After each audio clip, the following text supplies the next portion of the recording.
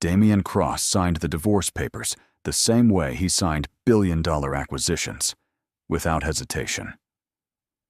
The Manhattan skyline stretched behind him through the floor-to-ceiling glass walls of his Park Avenue office, the late afternoon sun turning the Hudson River into liquid gold. On the polished walnut conference table lay a single cream envelope. Inside it was the end of his marriage. He uncapped his Mont Blanc pen slowly, almost ceremonially. "Have it delivered tonight," he told his attorney without looking up. His voice was calm, controlled, final. Across from him, Lila Monroe stood by the window, arms folded, her reflection layered over the city like she already belonged to it. She didn't speak. She didn't need to. Her presence alone reinforced what Damian believed. Evolution required shedding weakness. And in his mind, Savannah was weakness. She had grown quiet over the past year, too sensitive, too withdrawn, not polished enough for the board dinners at the plaza, not strategic enough for the future he was building. A billionaire CEO couldn't afford emotional distractions, especially not a pregnant wife who no longer fit the image. 5 months pregnant. He pushed the thought aside. "She'll land on her feet," Damian muttered. "She always does." What he didn't know, what no one in that room knew, was that the quiet woman he was discarding had walked away from something far larger than his tech empire. Something older, something powerful, and something that already owned a silent portion of cross-tech dynamics. As Damian pressed the pen firmly against the signature line, ink flowing in a sharp, permanent stroke, he felt relief, control restored, narrative rewritten. But far downtown, in a discreet townhouse overlooking Central Park, a phone vibrated beside a closed leather journal. Savannah Whitmore looked at the caller ID, and for the first time in months, she didn't cry. She simply whispered, "So it begins." The FedEx envelope arrived at 7:42 p.m. Savannah heard the knock while standing barefoot in the kitchen of the townhouse overlooking Central Park. A kettle whistled softly on the stove. The early autumn air drifting through the cracked window carried the distant hum of traffic from Fifth Avenue. For a moment, everything felt almost peaceful. She knew that feeling wouldn't last. When she opened the door, the courier avoided eye contact. "Signature required." Of course it was. Her name looked smaller than she remembered on the digital screen as she signed with a steady hand. 5 months pregnant, wearing an oversized cashmere sweater, she did not look like the wife of a billionaire CEO. And tonight, she no longer was. She closed the door gently. No dramatic collapse. No shaking hands. Just silence. Savannah placed the envelope on the marble counter beside her MacBook Air. The gold-embossed law firm logo confirmed what her intuition had already accepted hours ago. Damian never liked unfinished business. She slit the envelope open with a kitchen knife. Page after page slid out. Asset disclosures, property transfers, relocation clauses. A 72-hour vacate notice for the Park Avenue penthouse. Temporary spousal support capped at a number that would have insulted her if she didn't know exactly why it was structured that way. He thought she had nowhere to go. Her hand instinctively moved to her stomach. The baby shifted, a small flutter beneath her palm. "I know," she whispered. "I know." There was one paragraph that made her pause, a request for a paternity test. The air in the room changed. Not rage, not hysteria. Something colder. Outside, the Manhattan skyline glittered like nothing had happened. Damian was probably at the plaza by now, shaking hands, building alliances, rewriting his future. He believed he had calculated every risk. What he didn't calculate was the trust fund structured 20 years ago under a different last name, or the voting shares quietly held in escrow. Savannah gathered the papers neatly, slid them back into the envelope, and closed her laptop without opening it. Then she reached for her phone. There was only one person she needed to call, and for the first time in years, she was ready to use her real name. The chandeliers inside the plaza shimmered like falling diamonds. Damien Cross stood beneath them with effortless confidence, one hand resting lightly at the small of Lila Monroe's back. Cameras flashed as they entered the grand ballroom, the Manhattan elite already gathering for the annual Innovation and Capital Summit. Champagne flowed, laughter echoed.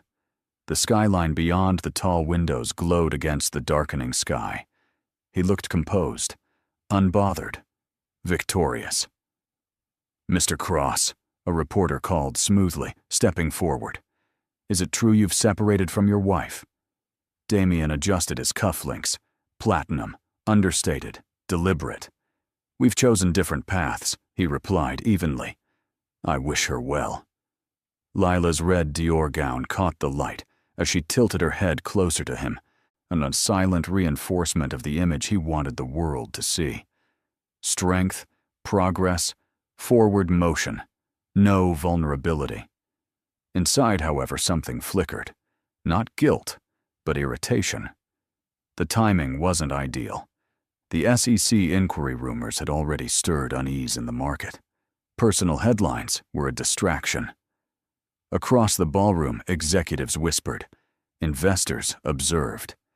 Damien felt their eyes measuring him, recalculating risk. He lifted a glass of champagne.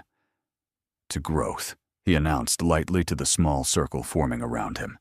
They laughed. But at that same moment, in a quieter corner of Manhattan, Savannah sat alone in the townhouse library. A single lamp illuminated the leather-bound spines lining the shelves. Her phone buzzed again and again with news alerts. Crosstech CEO appears solo at gala. Insiders confirm divorce filing. Pregnant wife absent.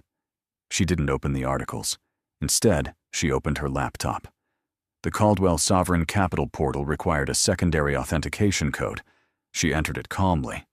Numbers filled the screen. Ownership percentages, voting blocks, strategic leverage. Downtown, Damien believed he was shaping the narrative. But the market did not care about narratives. It cared about control. Back at the plaza, Lila leaned close to Damien's ear. "Everything is moving faster than expected," she murmured. He smiled faintly. "Good." What he didn't realize was that the speed wasn't in his favor. And somewhere between the champagne toasts and the flash of cameras, the foundation beneath his empire had already begun to shift. The Hamptons were quieter in the fall. Some Everett Caldwell stood alone on the terrace of his oceanfront estate, the Atlantic stretching endlessly beyond manicured hedges and white stone balustrades. The wind carried salt and distance. In his hand rested an iPad, displaying a live stock ticker. Crosstech dynamics fluctuating in narrow, anxious increments. He watched without expression. Inside, the house was still. No staff hovered. No guests lingered. Everett preferred silence when markets shifted. His phone buzzed once. Savannah. He didn't answer immediately. Instead, he walked back inside, past framed photographs of global leaders, handwritten notes from presidents, and architectural renderings of projects his capital had quietly financed. Caldwell Sovereign Capital never sought headlines. It preferred leverage. The phone buzzed again. This time, he accepted the call. "So, are you ready?" he asked. Not hello. Not how are you. There was no tremor in Savannah's voice. He requested a paternity test. Everett's jaw tightened, the only visible crack in his composure. "And the apartment?" he asked. 72 hours. Silence settled between them. Not awkward, strategic. 5 years ago, Savannah had rejected her inheritance. She wanted a marriage built on equality, not advantage.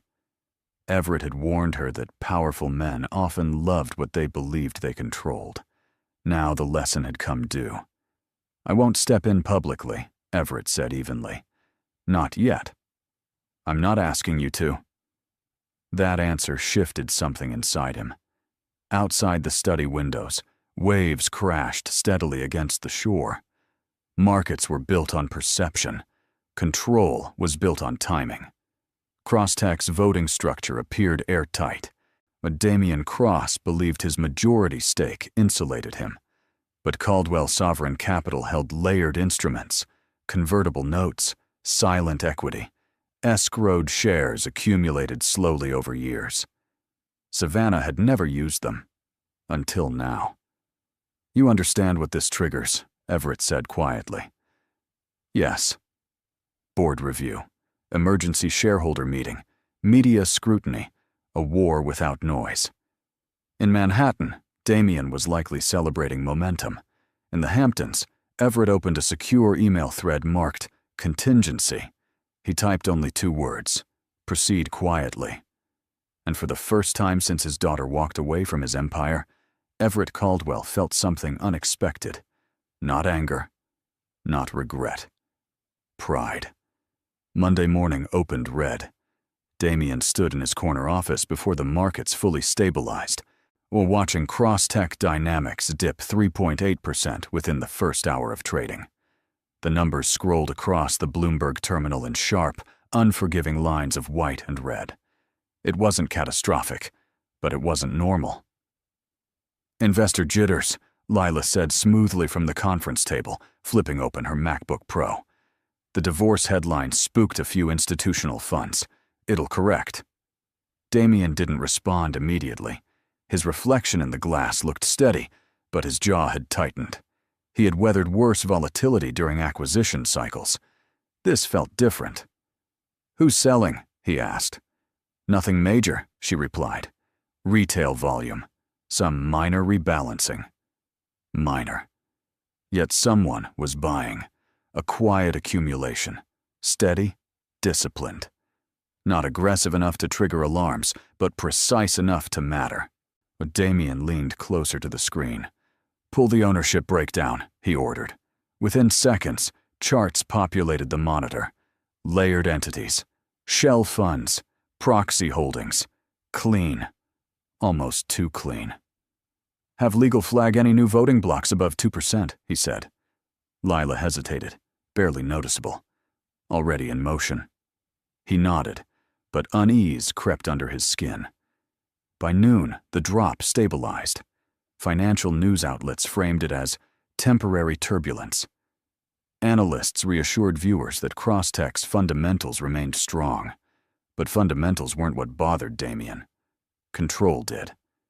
In a midtown townhouse overlooking Central Park, Savannah sat with a leather folder open beside her. A single page rested on top. Escrow activation confirmation. She closed her eyes briefly as the baby shifted again. "Steady," she whispered to herself. "I'm back at headquarters." Damian's assistant entered quietly. "Sir, we've received a formal inquiry from a shareholder group requesting a governance review." He turned slowly. "What group?" She glanced down at her tablet. "Caldwell Sovereign Capital." For the first time that day, Damian Cross felt something unfamiliar. Not panic, not yet, but pressure. The kind that builds silently beneath foundations, long before buildings fall. The prenatal clinic on Madison Avenue smelled faintly of antiseptic and lavender. Savannah sat alone in the softly lit examination room, her coat folded neatly over the back of a chair. A muted television in the corner played a daytime talk show no one was watching. Outside the window, Manhattan moved at its usual relentless pace. Taxis weaving, pedestrians rushing, life continuing. Inside, time felt suspended. 5 months today, the technician said gently as she adjusted the ultrasound wand. "Everything looks healthy so far." Healthy. The word landed deeper than she expected. Savannah watched the black and white image flicker on the screen. A small curve, a steady rhythm, proof of something innocent growing in the middle of chaos. Her phone buzzed against the counter. Unknown number. She ignored it. A second buzz followed. A notification from a financial news app. Crosstech stock rebounding slightly after its morning dip. Analysts praising Damian's decisive leadership during personal transition. She almost laughed. "Would you like to know the gender?" the technician asked. Savannah hesitated. "Yes." A brief pause. A soft smile. "It's a boy." The air shifted again. Not heavy, not fragile. Different. She pressed her palm gently to her stomach.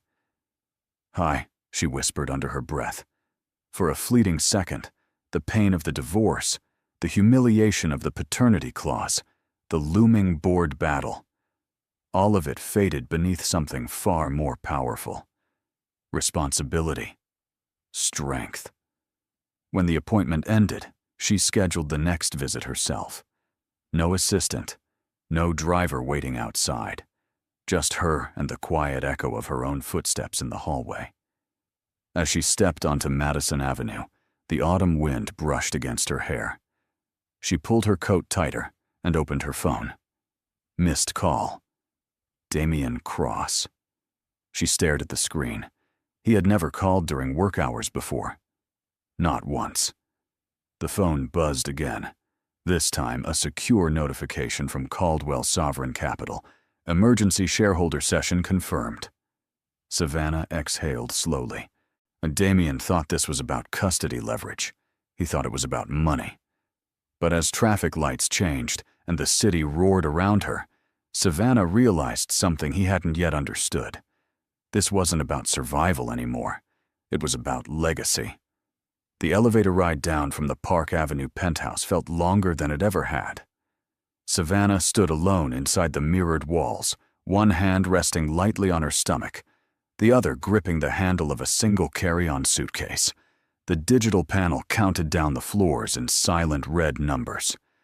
42, 38, 31. 5 years of marriage reduced to one suitcase. She had returned only once after receiving the 72-hour notice. Not to argue, not to plead, just to collect what mattered. Her MacBook Air, a leather-bound journal, 3 books from her nightstand, while including a worn copy of Meditations. Everything else, the designer furniture, the art curated for Damian's image, the walk-in closet lined with couture, felt like stage props from a life already dissolved. The elevator doors opened into the marble lobby. The doorman straightened awkwardly when he saw her. "Mrs. Cross," he began. She offered a soft correction. "Whitmore." The name felt unfamiliar on her own lips, yet grounding at the same time. Outside, Fifth Avenue moved with its usual indifference. Black SUVs idled at the curb. A woman in heels hurried past, talking into her iPhone. No one noticed the pregnant woman quietly stepping away from a building that had once symbolized power. Across town, Damian was in a strategy meeting. "Contain the narrative," he instructed sharply, a pacing in front of a wall-mounted display showing ownership charts.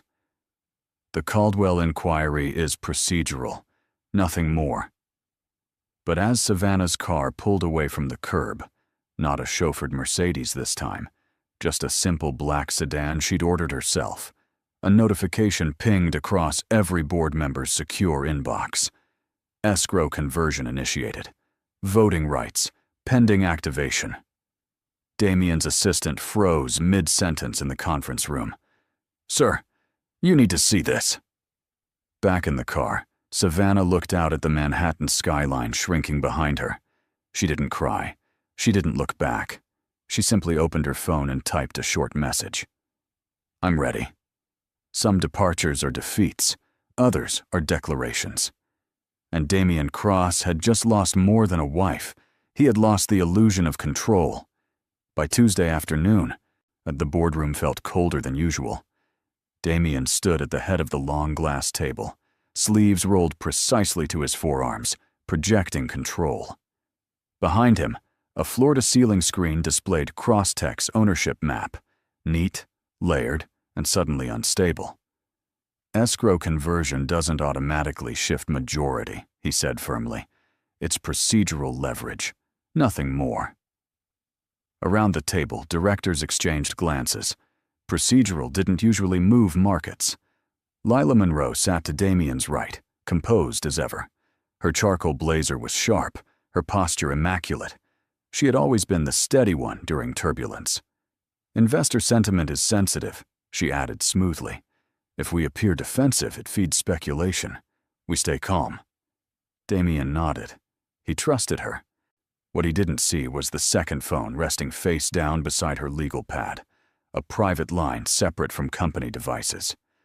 That phone vibrated once, a single coded message, position secured. Hours earlier, Lila had finalized a quiet transfer, not of Crosstech stock, but of her personal holdings. She had exited just enough to protect herself before the next phase unfolded. Damien believed Caldwell Sovereign Capital was testing him. He had no idea that another fund, Orion Strategic, had been receiving carefully curated financial whispers for months. Not lies, just timing. Inside information delivered at moments that maximized volatility. And Lila had been the one guiding the rhythm.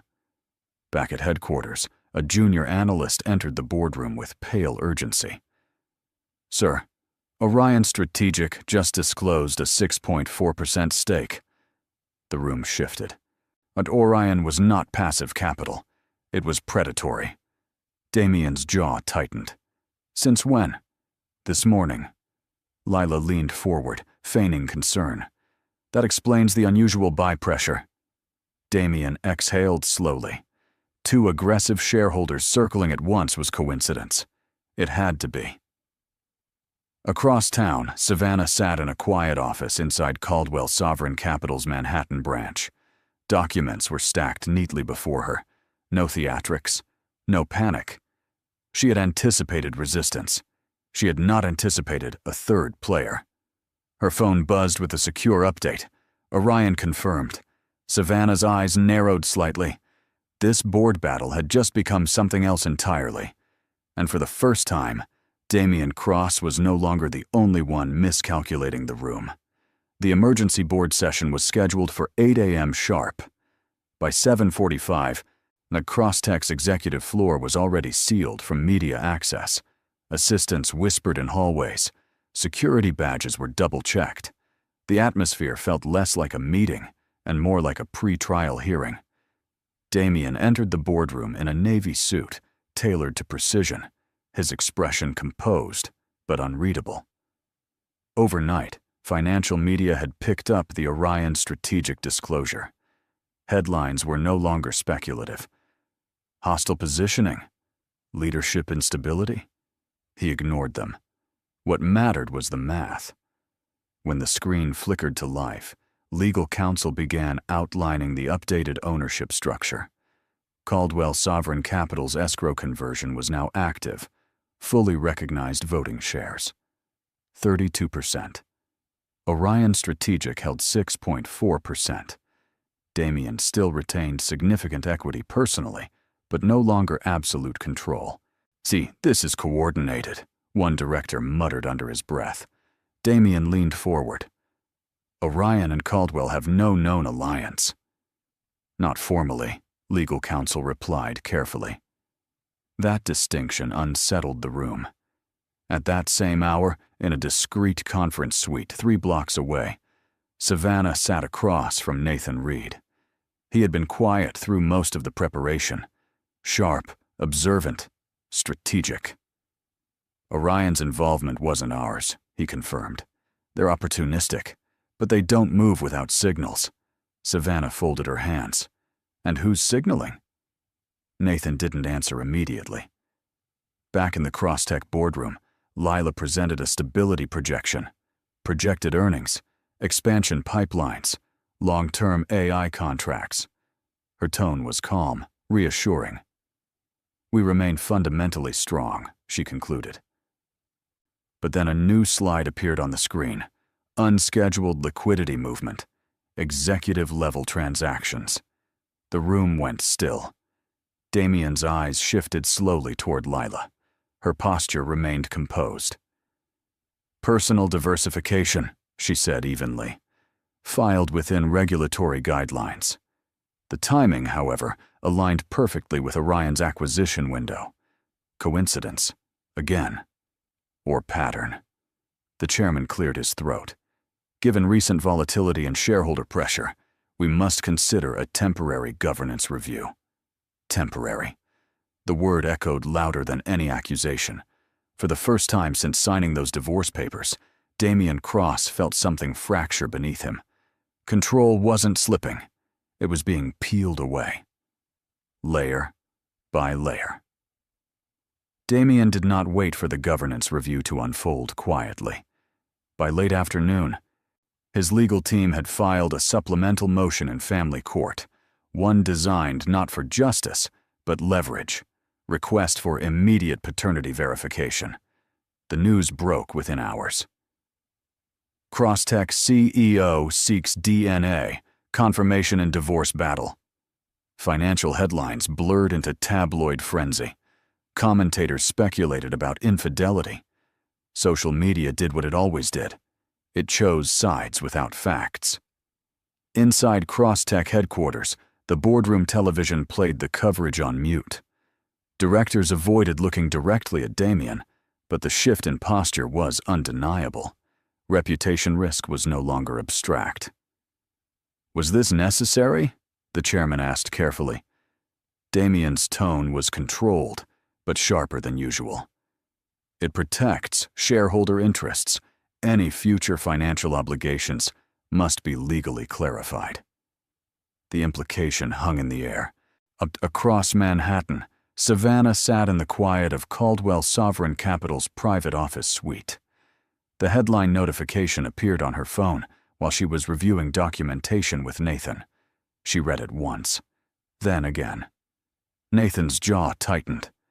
"We can challenge the motion." Savannah's hand moved instinctively to her stomach. The baby shifted, steady, alive, innocent. "He thinks this destabilizes me," she said softly. The humiliation was intentional, public, strategic. Damian believed doubt would weaken her position in the board fight, that investors would see her as emotional, compromised, potentially manipulative. He underestimated one thing: truth. Within 48 hours, the court-approved test was expedited under media pressure. Savannah did not protest. She did not hide.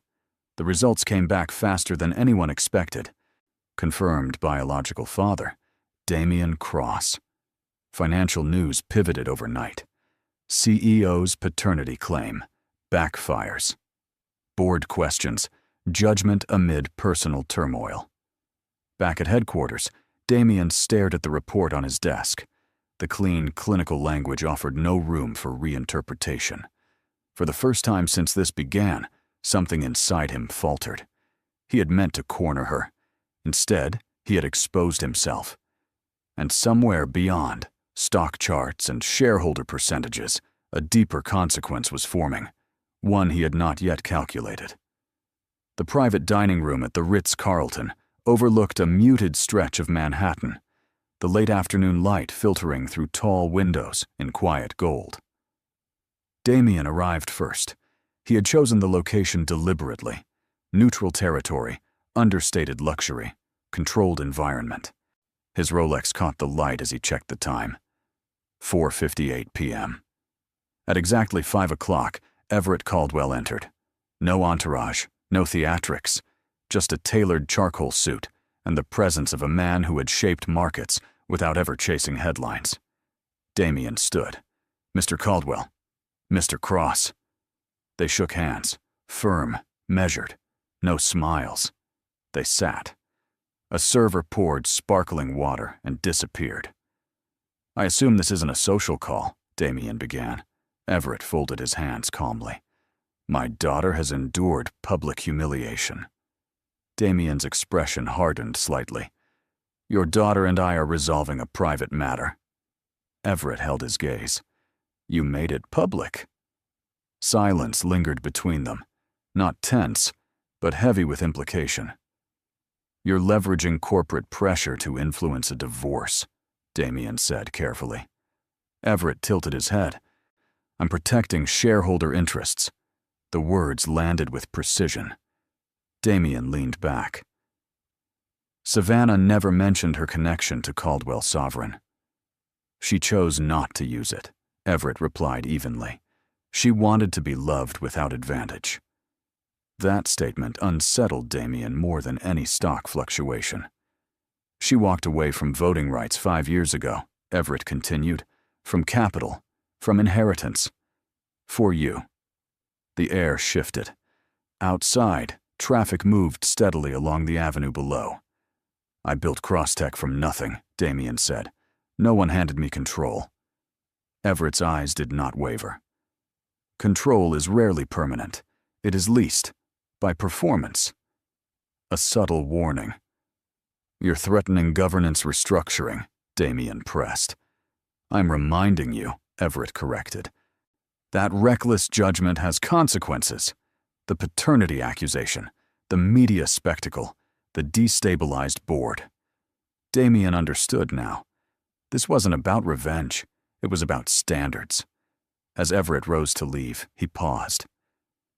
My daughter does not need your empire. A beat. But you may soon discover how much your empire needs her. When the door closed behind him, Damien remained seated. For the first time, he felt the weight of something he couldn't negotiate. Respect, and the cost of losing it. The board vote was scheduled for 9 a.m. By 8:30, Crosstech's executive floor felt unfamiliar, quieter, colder, watchful. Directors arrived without small talk. Legal counsel sat closer than usual. Even the assistants avoided eye contact. Damien stood at the head of the table, hands braced lightly against polished glass. He had barely slept. The paternity report had backfired. Media analysts were now questioning not Savannah's credibility, but his judgment. Market confidence was no longer theoretical. It was fragile. Let's proceed, the chairman said. Legal counsel summarized the situation. Escalating shareholder pressure, volatility triggered by executive conduct, concerns regarding fiduciary discretion. Then came the motion. Temporary suspension of executive authority pending governance review. The words echoed in the room. Damien's jaw tightened. This is disproportionate. It's protective, one director replied. For the company. The vote was not dramatic. It was procedural, measured. 7 in favor, 3 opposed, 1 abstention. The decision carried. For the first time since founding Crosstech in a shared co-working space a decade ago, Damien Cross was no longer in control of his own boardroom. Lila sat very still. Too still. As directors began filing out, Damien turned to her. We weather this, he said quietly. She offered a faint, professional nod. Of course. But as she gathered her tablet, a secure message appeared briefly across her screen before she angled it away. Orion increasing position. Phase 2 ready. She slipped the device into her bag, without hesitation. Across town, in Caldwell Sovereign Capital's Manhattan office, Savannah received confirmation of the vote. She didn't smile. She didn't celebrate. She simply closed her eyes for a moment. This was not destruction. It was correction. Her phone buzzed again, a notification that Orion Strategic had quietly expanded its stake to 8.1%, 2 forces tightening at once. Savannah looked out at the skyline. Damien believed the fracture began with the divorce papers. He was wrong. It began the moment he mistook power for permanence, and the deeper break had only just started. The headlines changed tone by Thursday morning. What had started as a divorce scandal was now framed as executive instability. Board suspends Crosstech CEO. Questions mount over internal liquidity shifts. Damien read them alone in his office, technically still his, though access permissions had already begun shifting quietly around him. His name remained on the door. For now. Across the city, Orion Strategic filed an updated disclosure. 8.1% became 9.3%. That kind of acceleration wasn't random. In the Crosstech interim leadership meeting, forensic accountants presented new findings. Executive-level stock liquidations had occurred just hours before the governance suspension vote. All properly filed, all technically legal, but strategically precise. Damien's eyes slowly moved toward Lila. She didn't flinch. "It was diversification," she said calmly. "I reduced exposure during volatility. That's prudent, not criminal." The room remained still. Prudent if you weren't simultaneously encouraging leadership stability in public statements. The chairman folded his hands. "Orion's acquisitions align almost perfectly with your divestments." Coincidence again. But patterns were forming. Lila leaned back slightly, her tone measured. "Are we now punishing executives for protecting personal assets?" The question deflected responsibility, yet the timing lingered. After the meeting adjourned, Damien followed her into the hallway. "Tell me you didn't coordinate with Orion," he said quietly. Her expression softened, just enough to suggest concern. "I protected myself," she replied. "You should have done the same." The words landed heavier than accusation. Across Manhattan, Savannah received a secured update from Nathan. "We have confirmation. Communication trails exist. Not public yet." Savannah closed her eyes briefly. She had anticipated conflict. She had not expected betrayal this layered. Back at Crosstech, Damien stood alone in the boardroom after hours, staring at the skyline beyond the glass. He had built this company from instinct and speed. Now instinct felt unreliable. For the first time, he questioned the one person he had trusted inside the room, and somewhere beneath the corporate maneuvering and shareholder percentages, a more personal realization was taking shape.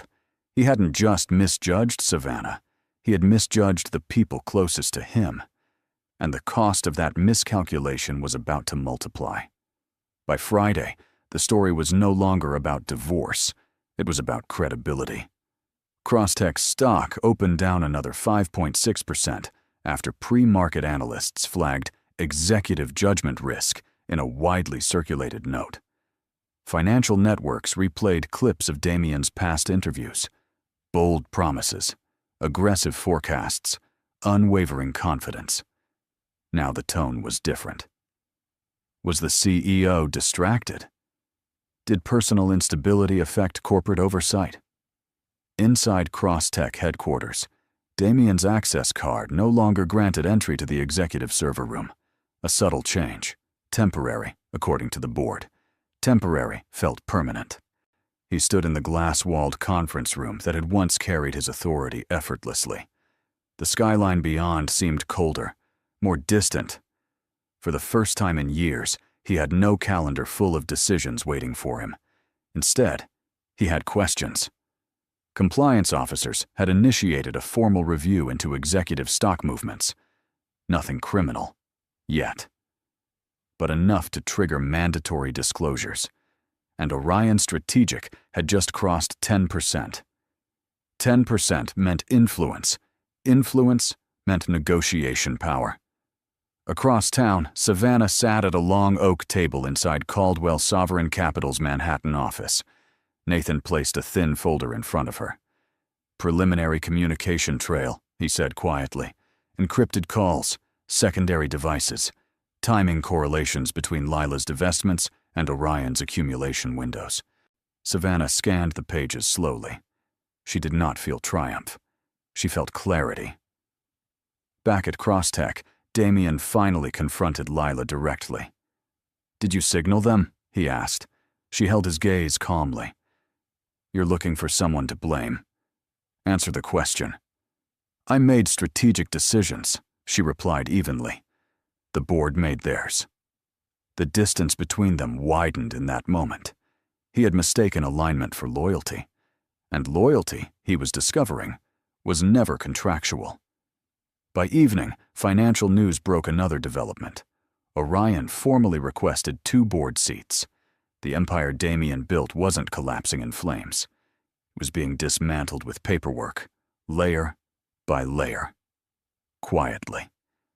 And for the first time, Damien Cross understood that power once fractured, does not return easily.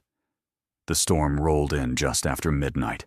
Rain pressed against the hospital windows in steady sheets, blurring the Manhattan skyline into streaks of silver and shadow. Inside the private maternity wing on the Upper East Side, the world narrowed to fluorescent lights, quiet footsteps, and the steady rhythm of a monitor tracking a fragile heartbeat. Savannah gripped the edge of the hospital bed as another contraction surged through her. "Breathe," the nurse reminded gently. She did. Inhale. Hold. Release. There were no cameras here, no board votes, no shareholder reports, only the sound of rain and the small life fighting to enter the world. Her phone, silenced on the side table, had dozens of missed notifications. Financial updates, media speculation, legal briefs. None of it mattered in this room. Across town, Damien sat alone in his dark apartment, staring at his own phone screen. Nathan's message had been brief. "She's in labor." He hadn't expected the timing to hit this hard. For weeks, everything had been strategy, containment, negotiation, damage control. Now the reality cut through all of it. He grabbed his coat without thinking. At the hospital entrance, he hesitated before approaching the front desk. His name still carried recognition, privilege, access. But not here. "Immediate family only," the nurse said calmly after checking the file. He opened his mouth to argue, then stopped. He had forfeited that position. Upstairs, Savannah felt the final surge of pain, sharper than anything before. And then, a cry. Strong, clear, alive. Tears slipped down her temples as the nurse placed the baby gently against her chest. "It's a boy," she whispered, even though she already knew. His tiny fingers curled instinctively around hers. Outside the delivery room, Damien stood alone in the hallway, hearing the cry through the closed door. For the first time since this began, he felt something that had nothing to do with power. Loss. Inside, Savannah kissed her son's forehead. "Welcome," she whispered softly. The empire could fracture. Markets could shift. But in that moment, something far more permanent had just been born. 3 days after the birth, the markets opened to a quiet shock. At 8:12 a.m., Caldwell Sovereign Capital filed an updated disclosure with the SEC, increased voting authority through full activation of previously escrowed shares. The language was precise, clinical, unemotional. Effective immediately, Caldwell-controlled voting power in Crosstech Dynamics rose to 38.7%. That number changed everything. So in the interim boardroom, directors sat straighter. Orion Strategics representatives dialed in remotely, their faces projected across the wall display. The chairman cleared his throat. With Caldwell now holding controlling leverage, governance restructuring must be finalized. Damien was not present. He had been formally transitioned to advisory status pending final review. Across town, Savannah sat in a quiet recovery suite, her newborn sleeping against her chest. Soft morning light spilled across the room. The world felt slower here, measured in breaths instead of headlines. Her phone buzzed. "Nathan." "It's done," he said simply. She closed her eyes briefly. 5 years ago, she had walked away from her father's empire to build something honest. Now that empire had stepped forward, not to destroy, but to stabilize. At Caldwell's Manhattan office, Everett signed the final directive, transferring operational oversight authority to Savannah as majority voting representative. "You don't have to take this," he told her later over a secure video call. "I know," she replied. But this wasn't about inheritance anymore. It was about responsibility. Back at Crosstech headquarters, the official statement was released. Effective immediately, Savannah Whitmore has been appointed chairwoman of the board. The news cycle exploded. Estranged wife assumes control. Power shift in billion-dollar tech firm. In the hospital room, Savannah looked down at her son. "I won't lead with revenge," she whispered softly. Outside, cameras began gathering in front of Crosstech's tower. Inside the building, employees read the announcement in stunned silence. Then Damien watched the notification appear on his phone. For the first time since signing the divorce papers, he understood the full weight of what he had dismissed. She had never needed his empire. Now, she owned its future. The first time Savannah walked back into Crosstech headquarters as chairwoman, there were no cameras inside the building, only silence. The glass lobby that once reflected her as the CEO's wife now reflected something entirely different. She wore a tailored ivory suit, understated, deliberate. No dramatic entrance, no entourage, just Nathan walking one step behind her, carrying a slim leather folder. Employees paused mid-conversation as she passed. Some looked curious, some relieved, some uncertain. Power shifts always unsettled the air. Inside the executive boardroom, the Manhattan skyline stretched wide and bright beyond the glass walls. The same skyline Damien had once believed belonged to him. Savannah took the head seat, not triumphantly, calmly. The interim chairman began. "Congratulations, Ms. Whitmore. The floor is yours." She placed her hands lightly on the table. "Effective immediately," she began, her voice steady. "We will prioritize operational transparency and internal audit stabilization. No layoffs, no panic restructuring." A visible exhale moved through the room. Markets reacted quickly to fear. Employees reacted faster. "We built innovative technology," she continued, "but innovation without accountability is fragile." Orion's representatives exchanged glances. This was not the aggressive corporate warfare they expected. It was reform. Nathan slid forward a document. "An internal compliance review has identified communication discrepancies between executive transactions and external fund movements." The room stiffened. Lila Monroe sat perfectly still. Savannah turned toward her, not with anger, but clarity. "Ms. Monroe, pending investigation, you are relieved of fiduciary authority effective immediately." Gasps were subtle but real. Lila's composure cracked, just slightly. "This is procedural," Savannah added, "not personal." Security entered quietly. No spectacle. Across town, Damien received the live update. Lila suspended. Compliance review expanding. He stared at the screen, understanding dawning too late. Savannah did not dismantle the company. She restored it. And in doing so, she revealed the one truth Damien had ignored from the beginning. Power is not proven by domination.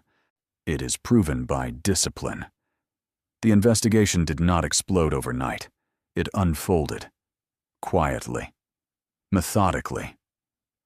Within 48 hours of Lila Monroe's suspension, Crosstech's internal compliance team delivered a preliminary report to the board. Encrypted communications between Lila's secondary device and an Orion strategic intermediary had been flagged. The timestamps aligned almost perfectly with her stock divestments. Not illegal, at first glance, but coordinated. And coordination, in financial markets, carried weight. By Monday morning, the SEC formally opened an inquiry. Financial media pivoted again. CFO under investigation. Orion's strategy linked to insider timing. In a sleek downtown apartment overlooking the Hudson, Lila watched the news in silence. Her phone vibrated relentlessly. Attorneys, journalists, the former allies suddenly cautious. The calm precision she had once carried began to fracture. Across town, Savannah sat in her office, her newborn's photo placed discreetly beside her MacBook. She did not smile at the headlines. She did not celebrate. "This is about restoring trust," she told Nathan quietly. In the Crosstech boardroom, Savannah addressed senior leadership. "We cooperate fully," she stated. No obstruction, no narrative manipulation. Transparency steadied the markets faster than aggression ever could. By afternoon, Orion Strategic publicly distanced itself from Lila, issuing a statement claiming no knowledge of internal communications. The irony was sharp. The fund that had moved aggressively now retreated to protect its own valuation. Lila's attorney requested emergency negotiations, but the documentation trail was growing. Damien read every update in isolation. The woman he had trusted in strategy sessions, the one who had stood beside him at the plaza, was now the focal point of federal inquiry. He replayed every conversation in his mind, every assurance, every nod. He had mistaken proximity for loyalty, and loyalty, he was learning too late, cannot be bought with access. By evening, Lila formally resigned from all executive positions. Crosstech stock rose 4.2% on the news, not because someone had fallen, but because accountability had finally arrived. Savannah closed her office window as the Manhattan lights flickered on below. Justice was not dramatic. It was precise, and it always moved, eventually, toward balance. The final board vote was not dramatic. It was definitive. Crosstech's shareholders convened in a secured hybrid session, some present in the Manhattan headquarters, others dialed in from San Francisco, London, and Singapore. Financial press waited outside, hungry for a decisive headline. Inside the boardroom, the skyline stood bright and indifferent beyond the glass. Savannah sat at the head of the table, composed, her expression steady. To her right, independent directors. To her left, legal counsel. Across the room, Damien occupied a seat that once symbolized command. Now, it symbolized review. The chairman spoke first. Given the findings of the compliance investigation, executive judgment concerns, and shareholder pressure, we proceed to a formal leadership restructuring vote. No raised voices, no spectacle, just process. Damien's hands remained folded.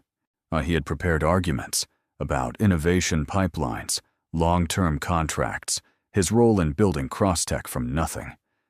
But somewhere along the way, those arguments had lost weight.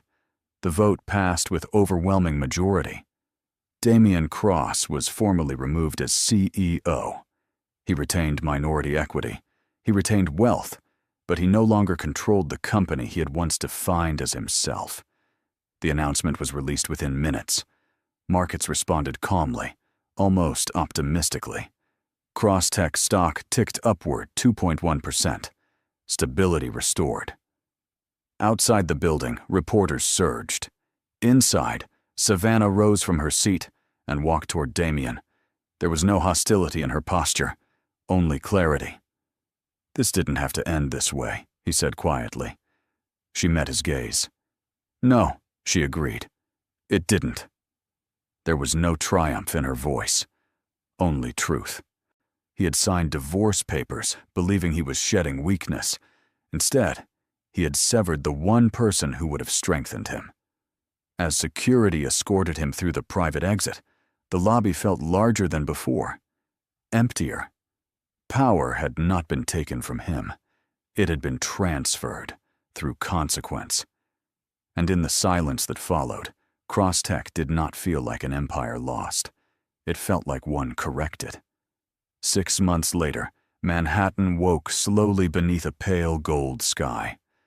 Savannah stood by the floor-to-ceiling windows of her new office, her son resting peacefully in her arms. Central Park stretched below, brushed with early light. The city moved the way it always had, indifferent, relentless, alive. But everything inside her felt different. Crosstech had stabilized. The governance reforms she implemented were now cited in financial journals as a model for crisis recovery. Employee retention had risen. Innovation pipelines resumed. Investors returned, not because of spectacle, but because of structure. Power, she had learned, did not need to shout. It needed to endure. Her phone buzzed softly on the desk beside her. A message from Nathan Reed. Board meeting at noon? And coffee afterward? A faint smile touched her lips.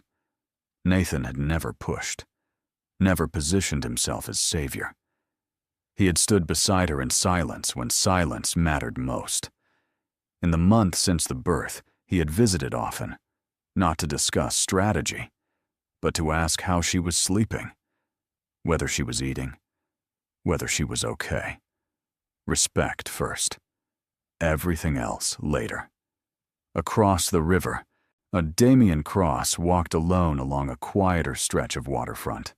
He had accepted a consulting role with a smaller tech firm, still respected, still wealthy, but no longer central to the skyline he once believed he owned. He watched the sun rise over the city and finally understood something simple. You can build an empire, but if you mistake control for character, the empire will correct you. Back in her office, Savannah kissed her son's forehead gently. You will grow up knowing love, she whispered, not leverage. There would be new challenges, new negotiations, new storms. But this time, she stood rooted, not as someone reclaiming power, but as someone who never truly needed it to begin with. Outside, the city gleamed. Inside, she felt peace. And just like that, the story comes to an end. But my dear friends, you're still here, sure, aren't you? If you've stayed with this story until now, then something in it must have touched your heart in a quiet, personal way. Maybe it was the betrayal. Maybe it was the silence Savannah carried with dignity. Or maybe it was the reminder that power without character eventually collapses under its own weight. Here's the truth we can take into our own lives. Control is temporary, but integrity is lasting. The Stoics used to say, you have power over your mind, not outside events. Marcus Aurelius wrote that, and Savannah lived it. She didn't fight with noise. She didn't destroy in anger. She mastered herself first. And in doing so, she regained everything that truly mattered. This story isn't about revenge. It's about self-respect. It's about understanding that when someone underestimates you, you don't respond with chaos. You respond with growth. And sometimes, the greatest comeback is simply becoming unshakable.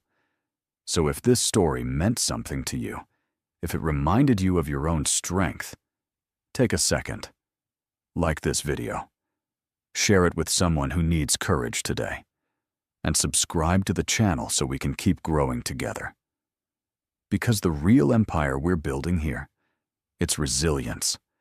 This story is a work of fiction created for entertainment, emotional reflection, and storytelling purposes only. While it references realistic settings such as Manhattan, corporate boardrooms, and recognizable financial institutions, the characters, companies, and events portrayed are entirely fictional and not intended to represent any real individuals, organizations, or ongoing legal matters. Themes involving divorce, corporate governance, financial investigations, and personal conflict are dramatized to explore emotional growth, accountability, and resilience. No claims are made about real-life business practices, specific companies, or public figures. The narrative does not provide legal, financial, or investment advice.